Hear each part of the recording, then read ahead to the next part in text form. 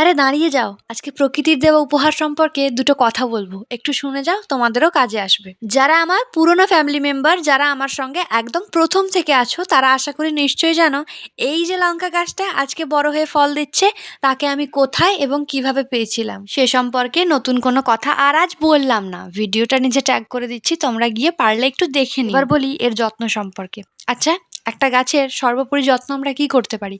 তাকে আমরা নিয়ে এসে সুন্দর করে বসাতে পারি এবং তার গোড়ায় আমরা নিয়মিত জল দিতে পারি গাছটাকে বাঁচিয়ে রাখার জন্য। এবার একটা তিক্ত সত্যি কথা বলছি, এর থেকে বেশি তারাই করে যারা বাগান তৈরি করে ছোটখাটো কিংবা গাছকে ভালোবাসে। এবার প্রশ্ন হচ্ছে, একটা গাছকে রাস্তা থেকে তুলে এনে বসিয়ে এর থেকে বেশি যত্ন আমরা আর কি করতে পারি? আরে আমি তোমাদের বলছি, এর থেকে বেশি আর কিচ্ছু করতে হবে না, তোমরা এইটুকুই করে দেখো না, গাছ তোমাদের উল্টে প্রচুর ভালোবাসা ফিরিয়ে দেবে। তবে একদমই ভেবো না এই ঝালঝাল লঙ্কাগুলো আমাকে ভালোবাসা ফিরিয়ে দিল। ভিডিওটাতে অন্য একটা আয়রনিক মেসেজ লুকিয়ে আছে, খুঁজে বের করো।